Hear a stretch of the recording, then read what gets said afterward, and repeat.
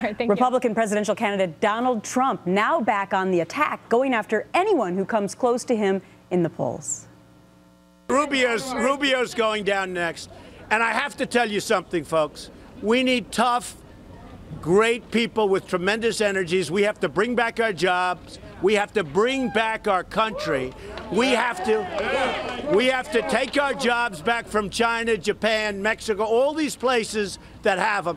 And Ben Carson is not equipped to do that. That I can tell you. He is not equipped to do it.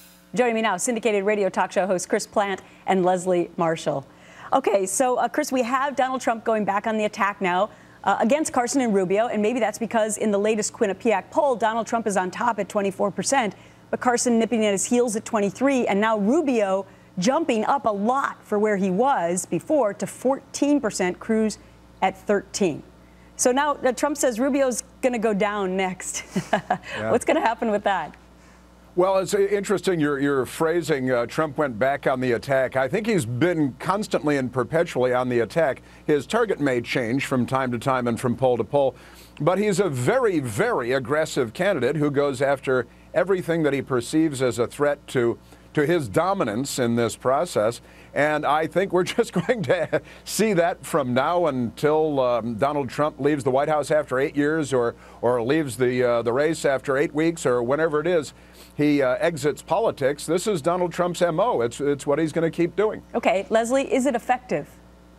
I think it's effective more so with his base outside of the debates. And I think what we see here, and Chris, oh God, I agree with you, but when you said 8 years in office, that scared me. So when we look at Donald Trump in the polls, in the debates, he doesn't do very well. He's not very strong. And when you look at the last debate, quite frankly, Marco Rubio brought it. He was the Babe Ruth, I think, of that night, hit it out of the park. Yeah. And then when Donald Trump feels threatened, he goes back out there with the podium and the microphone where he doesn't have any competition. It's not formatted. He controls it. And he says to his base, this one's coming down because this is what they like. Interestingly enough, though, Donald Trump does end up winning those debates, at least in a lot of pundits' minds. Okay, I want to move on to this. Results of some key elections yesterday speaking volumes today.